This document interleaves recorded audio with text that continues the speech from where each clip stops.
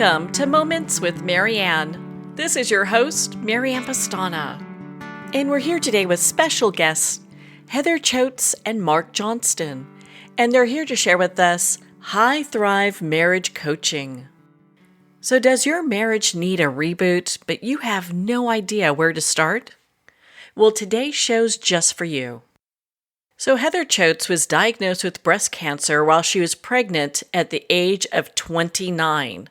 Told to choose between her life and that of her unborn baby, Heather developed a new perspective to her life and marriage that has become the bedrock, a foundation of trust, support, and faith. This unique perspective has allowed Heather to understand the raw, day-to-day struggles that couples face. She now teaches people around the world how to build a foundation of unconditional love for themselves and their spouse.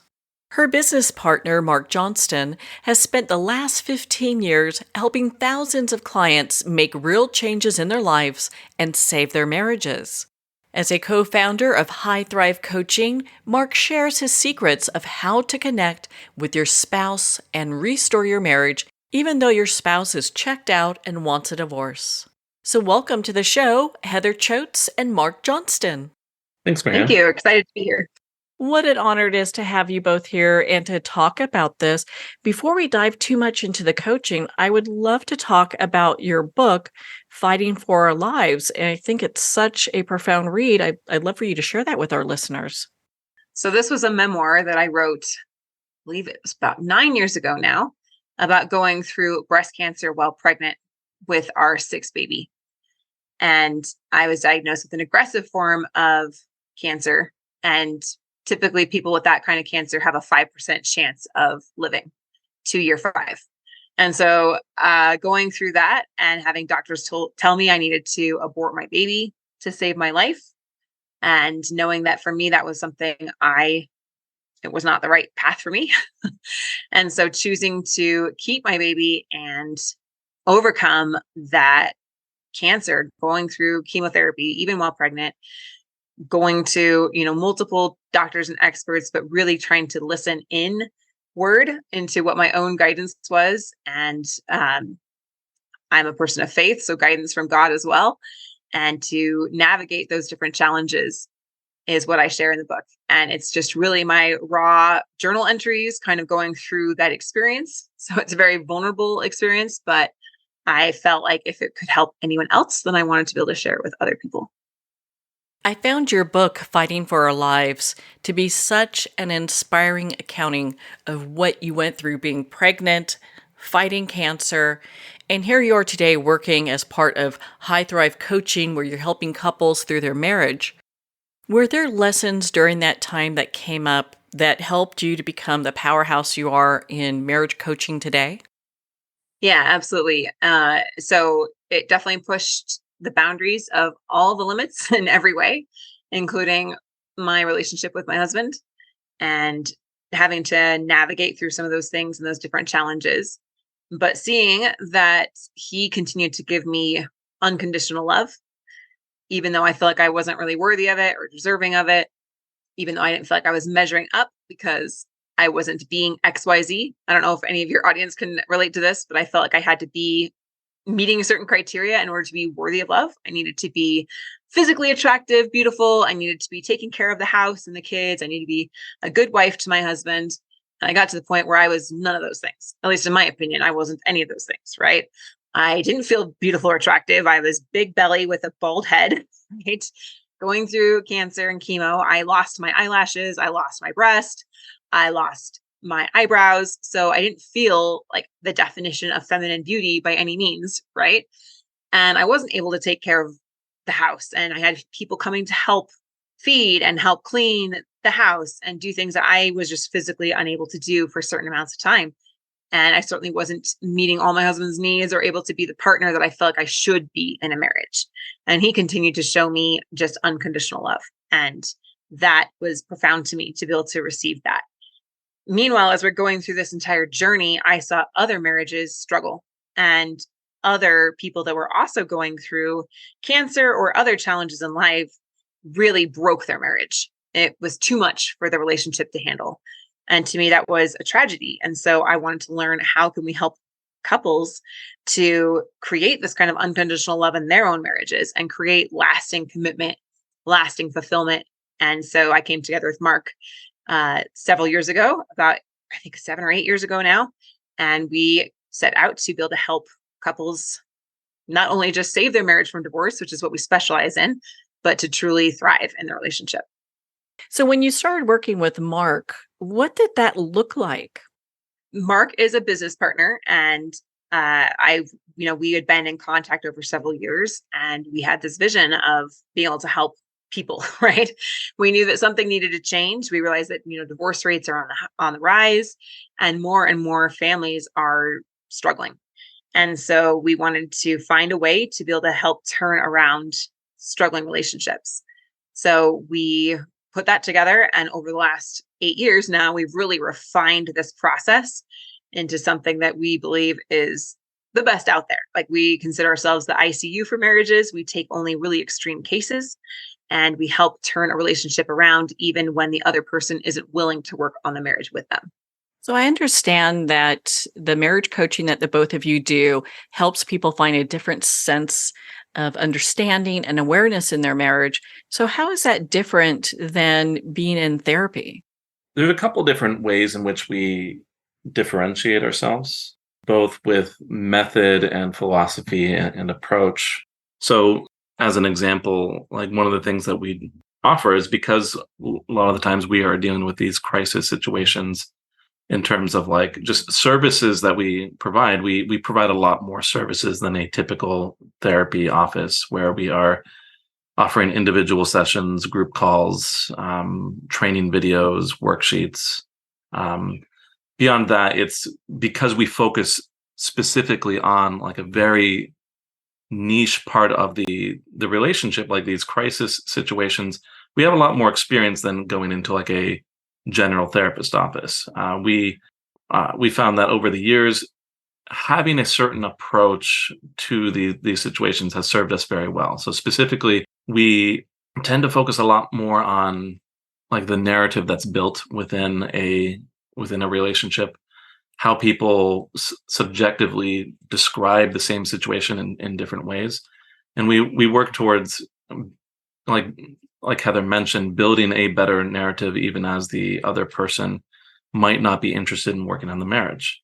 So even beyond that, I'm just aware of how a lot of therapy offices operate. And, if you go into therapy and say, hey, I want to fix this relationship, and my partner doesn't want to be in the relationship anymore, I would say most of the time those therapists are going to say, hey, that's not a situation that I want to support. And we are committed to helping people find out if there are some solutions still within the relationship to patch things together and to bring it back away from that edge. So, I mean, like, there's a lot of different things that we do in order to take it a step beyond just, like, simple therapy. What are some of the topics that you typically see? I guess we'll start with you, Mark, in regards to people that come to you for just trying to repair their marriage. Because it seems like, I mean, with the stats that we have, marriage doesn't really seem like a winning topic for a lot of people. Yeah, so we have a lot of, as might be guessed, we have a lot of people who come in where there's an affair going on. We have a lot of people who tell us that their spouse is considering divorce, or they might have already filed some paperwork. A lot of times, the phrase that comes up in other circumstances is this idea of, I love you, but I'm not in love with you. That's a pretty common one that we work with. But, almost all of the people that are coming our way, someone within the relationship is considering ending that relationship in some way, or is seriously pulling away. So this might be divorce papers filed, or it might be separation, or it might be even just serious thoughts of divorce. And that's primarily what we deal with, is all those really deeply troubling crisis moments in marriage. And what would you like to add to that, Heather? Yeah, so it's obviously a really challenging situation. Mhm. We often deal with spouses, in addition to what Mark talked about, where the person that comes to us wants to work on the marriage, but their spouse does not. And a big myth out there is that it takes two to tango, right? It eventually does, but you can save your marriage on your own because you are 50% of the equation. And so what we help people do is learn how to save their marriage on their own by being willing to go first and working on things first to change their half of the equation. And as we do that, we show them how to draw their spouse back to them. So we specifically help people that are wanting to work on the relationship, but their spouse is unwilling to, for a variety of reasons, but we cut through all of that and help them want to work on the relationship with them again. I think I've heard that quite often where maybe one partner wants to work on the relationship and the other one is just not having it. So it would seem that it's difficult to get to a place of peace with that going on. How do you guys do that? Well, we've kind of, as Heather alluded to earlier, we've kind of worked this down into a science. If I had to give a very broad overview, we've first start off just trying to gain a little bit of understanding for the situation. A lot of what we're looking for is this negative narrative that's been building up within the relationship. Two very specific points that we try to find are this idea of what's called the impossible problem and the root issues. The impossible problem is basically like whatever is justifying pulling away. So if they say, hey, I don't feel heard within my marriage, or I just can't find that happily ever after in the marriage, and they say, I've tried solving this, I've tried doing something about this, and it just isn't working anymore. That's an important part in this first stage. And then the root issues are all of those patterns of behavior that have maintained the impossible problem. What we try to do is we try to help our clients to first make the changes that they need to make and be able to communicate those changes well, be able to communicate a lot of the hope and ability to make things better in these early stages in the process. Nearly always, I would say 95% of the time, we encounter what we refer to as the resistance phase within the process, where the person who's pulling away does not immediately accept these changes, and they push back. And a lot of the times it's because they themselves don't trust that changes are real or permanent or lasting or genuine. And so we take some time to troubleshoot through that. And as we establish that a lot of these changes are more real, we start rolling out more accountability, more trying to support the other partner, the one who's pulling away, trying to help them feel confident in their own ability to have an impact on the relationship through the client that we are working with. It's and we've worked it over time and time again, refined it, and we found over and over again that as people go through this process, if they stick to the plan, that we have a really good chance of making a lot of these marriages that seem over, bring them back to life and back to some happiness. What are some of the strengths that each of you bring to the coaching that you do, to this work partnership that you have? So I feel like I bring a lot of the connectedness to people emotionally and understanding what they're going through. Marc is very empathetic as well. And having that perspective on going through really hard challenges and what it takes to overcome them, how to listen to your internal voice. One of the things that almost every client experiences when they come to us is immense amount of fear. They're worried about losing their partner. They're worried about the future. They're worried about what it means to be alone. They're worried about the kids. There's so much fear that really clouds them. And so we help them understand how to process through those emotions of fear and pain and anger that otherwise would keep them really stuck in a negative loop with their spouse, right? A negative pattern, and would continue to self-sabotage them. So it's okay to feel those things, but what we want to do is process them and learn from them, and then get back to who we really want to be and what we really want to achieve in the relationship. And I love that Marc guides people through this very systematic approach on exactly how to do that. Well, it sounds like it's such a great partnership that the both of you have bringing that together. And I was real impressed how you also talk about when people are in this place of fear, you may have a spouse that says, "Hey, I'm done. I've had enough." But there's still room to work through that. That's right. And the thing I'd like to add here is what not to do, because I feel like that's a huge aha moment for most people. And I feel like this is why most people don't save their marriage, is that when you go into that fear because your spouse is pulling away, you get a little freaked out, right? You're like, don't leave, come back to me. I want to feel safe. I want to feel secure. And we tend to see some behaviors in most people, like in fact, I say like 99% of people, including myself, have made one, if not all of these mistakes. And that includes begging them to come back. Like, please don't go. Please don't leave me. Please give me another chance. I'm begging you. I'll do anything. I'll make all these positive changes. Sometimes that looks like demanding that they go to therapy, demanding that they work on the marriage, demanding they talk about something, demanding that your spouse change, leave the affair partner, do it for the kids, whatever. The other one's manipulating, trying to manipulate your spouse to come back. Sometimes you might try to make them jealous, do the jealousy game to make them see what they're missing, or you might use the kids against them, different kinds of things that people do to try to manipulate their spouse. And the biggest one that's most detrimental of all is just giving up. You think there's nothing that you can do. It's hopeless. We all know we can't control our partner, and that's true. But what you don't realize is all the things that you can control in yourself that will make a difference with your partner. Sometimes we freeze out of fear, right? These are all mistakes that people make that only push your spouse further away. So it's really important to identify what's not working and then what you need to do instead. I understand that you both have saved thousands of marriages. Is there a coaching process that you take couples on? Right. So we offer one-on-one coaching with our coaches. Marc Johnston is our head marriage coach. And we guide them through exactly what to do to stop pushing their spouse further away, how to kind of stop the bleeding. Like if we're going to use the ICU analogy, right?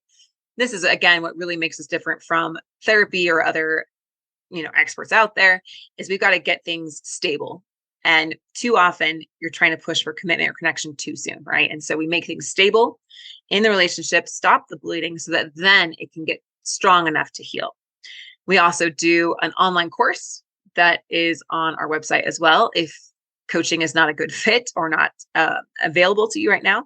And so we have a course that you can do on your own, but we really recommend that you get expert guidance care, right? I wouldn't have gone on a course to learn how to overcome breast cancer. And we recommend people get the very best expert care that they can so that they can successfully navigate challenges in their marriage. On that note, we're going to pause here for a quick break. We've been speaking with Heather Choate and Marc Johnston in regards to their marriage coaching, High Thrive Coaching. We'll be right back after these messages from our sponsors.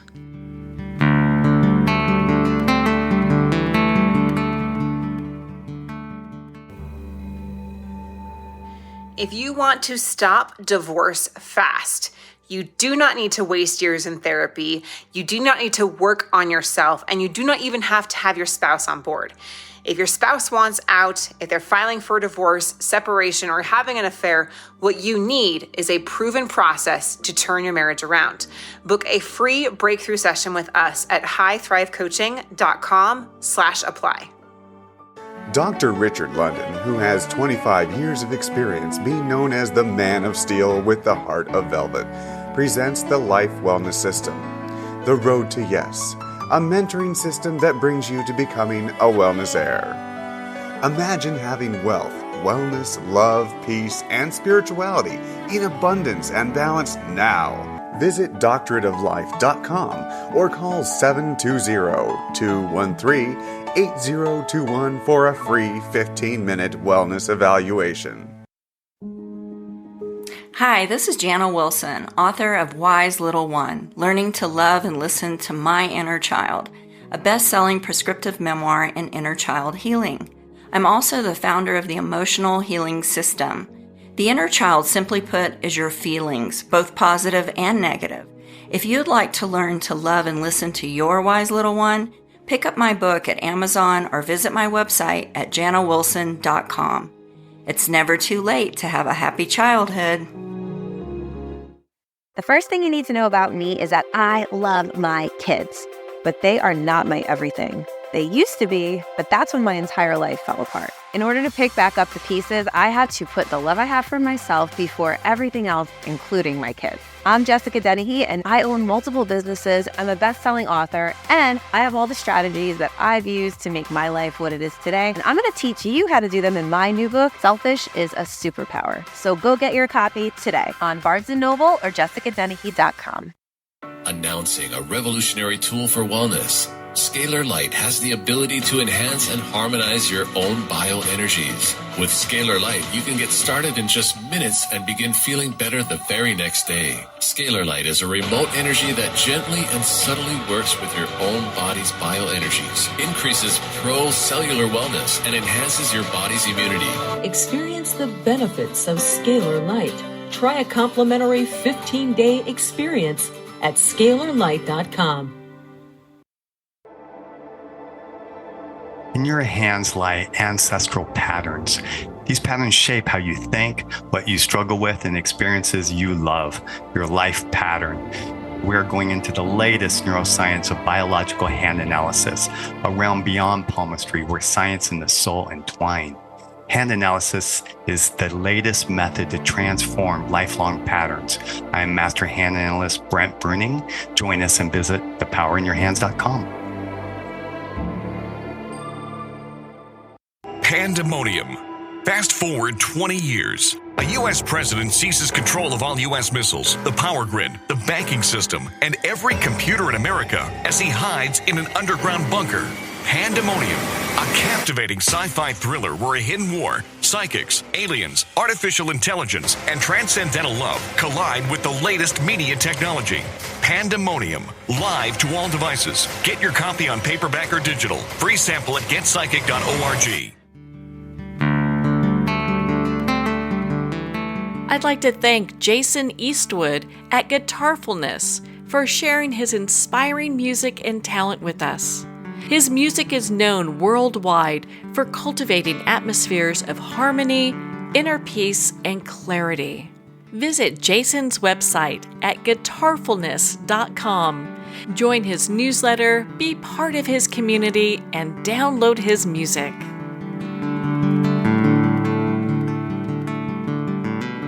Welcome back to Moments with Marianne. We're here today with special guests, Heather Choate and Marc Johnston. And they're here today to share with us their marriage coaching, High Thrive Coaching. So what marriage advice would you like to give our couples today who are really struggling in their relationship? In terms of struggles, I would usually recommend that people don't wait or don't sit on things. Far too often, a lot of the crisis situations that we encounter within our organization, a lot of these crises could have been averted if people had actually just sat down to try and talk things over or to get some help much sooner in the process. Almost always, like these problems come down to some breakdowns in communication, or someone not speaking up enough, or not being, not setting some proper boundaries soon enough, and then it just starts to bubble up and boil over until it explodes. And so, what I would say is, if there are some struggles, please just sit down with your partner. Be very direct with them and say, hey, look, this marriage is important enough to me that I want to get some help. And by all means, as you're looking for help, one small extra bit there is please find someone who specifically specializes in relationships. If it's not us, sure, great, come to us. But if it's not us, please, go to someone who knows what they're doing. Heather, what type of clients do you typically see? Is it people who are very successful in their business and now they are looking to do the same thing in other areas of their lives? No. We see a broad spectrum of people. Sometimes they are business owners and career people, but we have people from all different walks of life. In fact, we're an international marriage coaching company, so we coach people from all over the world. We have clients from Australia, New Zealand, sometimes South Africa, over in the UK, Canada. And so they're going to see a lot of variety of people. But the most important thing is that you get a custom approach to you and what you're facing in your marriage, because it's like a thumbprint, right? It's so unique to you. You need a custom approach on how to resolve those issues. What would you say is some of the biggest points that people can use that would make pivots in their relationship so they can find that happiness? I had a comment on that. In terms of finding happiness within a relationship, I think a good bit of advice that I remember hearing some time ago was to try and clear up or try and create clear agreements. I think there's so many instances of relationship trouble that come about because there are uncommunicated expectations, or because there are certain things that are, once again, expected within the relationship that haven't actually been agreed upon. And so it's easy to, quietly resent all these little bits of tension, these little arguments, these little problems within the relationship. But if you're really looking for happiness, it's best to sit down, talk about what is wanted, have some clear requests, and find ways together to support those wants and needs. Like a lot of people, a very common complaint within marriage might be something like sexual intimacy, as an example, and either one partner or another being dissatisfied. And I think there's so much that could be done by sitting down and saying, hey, look, why is there some hesitation here? Can we, what's actually wanted on both sides? How can we come together to meet some of these needs, and just have a really open, sort of safe environment to have these really deep conversations that, for many couples that do get to this crisis point, tend to push to the side or push down or just ignore. Is it because they're just unsure of how to have these conversations that they kind of get stuck? No, I think a lot of times it's, as individuals, we believe that we make these bids for solutions, or we make these bids for attention or for needs. And it's not always easy to recognize those bids from your partner. I think it's really easy, as everyone is raised in different environments and different families of origins, to misread some of the cues, or to have different expectations.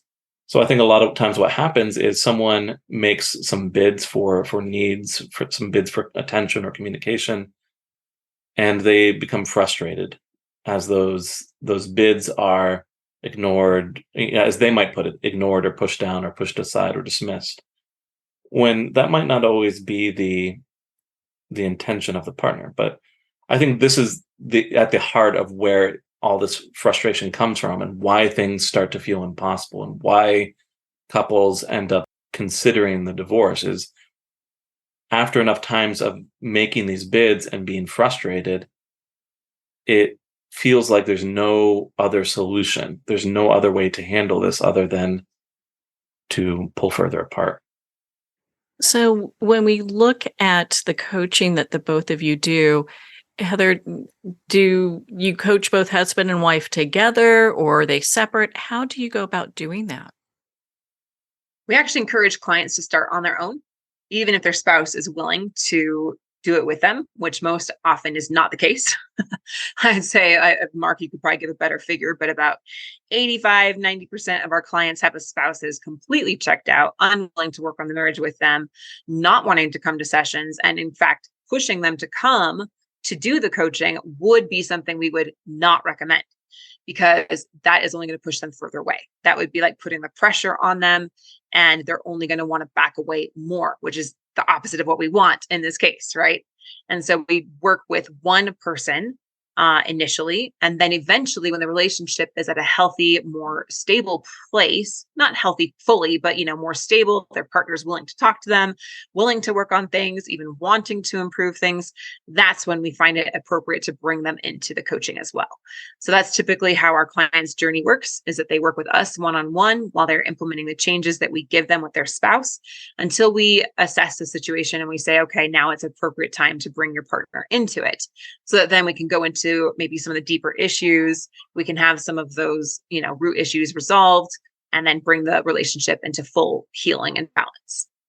Yeah, to be clear, like bringing the couple together for those sort of sessions is always the ideal situation. It's just, as Heather was putting it, not every couple is ready right when they start with us. And there's just too much tension, not enough willingness to sit down and listen, or there's not enough trust in the process or the changes that need to be made, and so on and so forth. So yeah, I think that word that Heather used is really good, in that we are trying to create some stability within the relationship so those sort of sessions are more successful. You find it in a lot of ways, it's teaching people almost like a new language in how they speak and connect with one another. Yeah, I think that's a good way of viewing it. I think a lot of like, let's take a simple concept like empathy. I might talk about empathy, and to me, it means there's a very rich definition of the word. There's a lot of different nuances to what empathy is. But as I approach some of my clients and talk about, hey, let's provide a bit more empathy, and I come to realize what empathy means to them, I do have to teach them almost like a new language around that. I see so many mistakes, as someone perceives that they are being empathetic, but really when we look at those interactions and look at how they're executing it, it ultimately ends up in some cases that I deal with it, they end up being dismissive in their attempt to convey some empathy. Once again, if we're just using this specific concept, a common mistake there might be something like this sort of yeah, but statement. Like, yeah, I can see why you might feel this way, but you shouldn't have done, whatever the hypothetical problem is. And they might come away saying, yeah, I express some understanding. I express some empathy, when, the reality in that sort of situation is it wasn't that. It was ultimately dismissive. And so, yeah, it is like a new language. And let's extend this across many other concepts now, not just empathy, but like, trying to build up some repair work within the relationship, or being able to communicate deeply about sensitive topics, and becomes once we're at the end of this whole process with clients and they're able to have this very rich, meaningful, deep conversations with their spouse, it's really rewarding. If you just look at the statistics too, right? So like over 50% of marriages in the United States are ending in divorce. That right there should be pretty glaringly obvious that we do not know how to have healthy relationships, right? And so if your marriage is struggling, one thing that we say is it's really not your fault, because not saying you don't have accountability for your choices, because you do, but the majority of people are really not taught how to communicate. We're not taught how to have healthy boundaries. We're not taught how to identify needs and meet needs and work together as a team. We're not taught how to handle conflict in healthy ways. And so it's really not your fault that you haven't been taught those things. And the good news is, though, is that you can learn them, kind of like learning a different language. Right? But you can learn these skills, you can learn these principles. And we've seen that people from all different kinds of walks of life, people just like you and me, can absolutely learn them and can totally change the trajectory of their relationship to have the kind of fulfillment, the healthy, functional relationship that they want to have. I think that's probably very encouraging for a lot of people, especially when, they're just, maybe they have no roadmap of what looks healthy as far as relationships go. Do you think that within the last 10 years that just relationships themselves have been a little bit more difficult, as when it comes to these learned habits, learned behaviors, because people are so detached from one another? It's an interesting question. I could certainly see where you're coming from there, and the idea that as we become more reliant on, say, devices or all this virtual communication, has it become more difficult to have these meaningful interactions with someone in person? And I think it's hard to say exactly where all of this is taking us as a society. My personal opinion is that I personally believe that all of these changes with how we interact with technology and how things have progressed, especially in the last 20 years, does certainly have an impact on how we interact with others. And as Heather was pointing out, like, what are we actually learning as we are growing up, and how are we learning to settle some differences, and how are we learning to deal with people who disagree with us? Not to get too political, but I think even if we look at the current political climate, we can see that there's this huge divide in being able to sit for a moment and consider someone else's point of view and consider it still valid, even though they might disagree with you. And certainly if we mix that sort of more recent phenomenon mixed with some of the technological advancements that have been made, I do think that this is going to have a big impact on how successful relationships continue to be within our society. Well, thank goodness for the both of you. There's hope, so people don't have to throw in the towel. Heather, what do you want our listeners to really understand about High Thrive Coaching? Well, before they understand anything about us, I'd like them to understand something about themselves. And that is that you are good enough and you are worthy of love, and you can obtain it as you learn how, like you learn the principles that lead to a healthy and functional relationship. And we are here to support you if you're ready to make those changes. We help those that are committed and coachable and willing to do what it takes to get there. To me, it's worth everything to look back at the challenges in my life and know that I did them the very best that I could. It doesn't have to be perfect, but I want to live my life with no regrets, right? That I know I did my very best and that I moved forward, that I overcame my own weaknesses, that I overcame my own challenges and the challenges in my life and my relationships, so that I can have peace of mind. And to me, that's worth everything. So High Thrive Coaching is here to support people that are on a similar journey and they want the same thing for themselves. Where can our listeners connect with you and learn more about High Thrive Coaching? So the best place would be our website, highthrivecoaching.com. It's like high five, just high thrive. And you can also go join our Facebook group. We have over 40,000 members. So we're one of the fastest growing online marriage resources out there. And that is the Thriving Marriage Facebook group. You can also listen to our podcast called The Thriving Marriage. Well, Heather and Marc, thank you both so much for taking the time to be on the show with us here today. It's our pleasure. Thank you for having us, Marianne. Well, thank you, Heather Choate and Marc Johnston. It's been such an honor to spend this time with you and to talk about High Thrive Coaching. If you'd like to learn more about High Thrive Coaching, make sure to visit their website, highthrivecoaching.com. Be part of their community and learn how you can transform your marriage. Well, we're at the end of our time today. I'd like to thank everyone for tuning in. You've been listening to Moments with Marianne, where we make every moment count.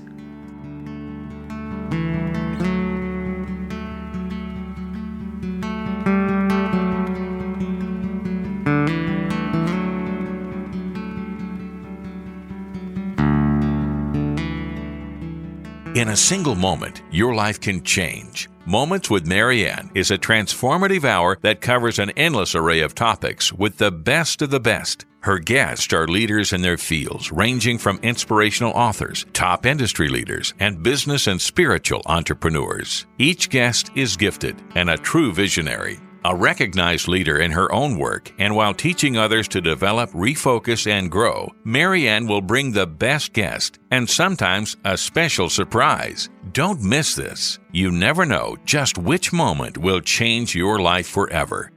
Make sure to tune in and visit momentswithmarianne.com for more information.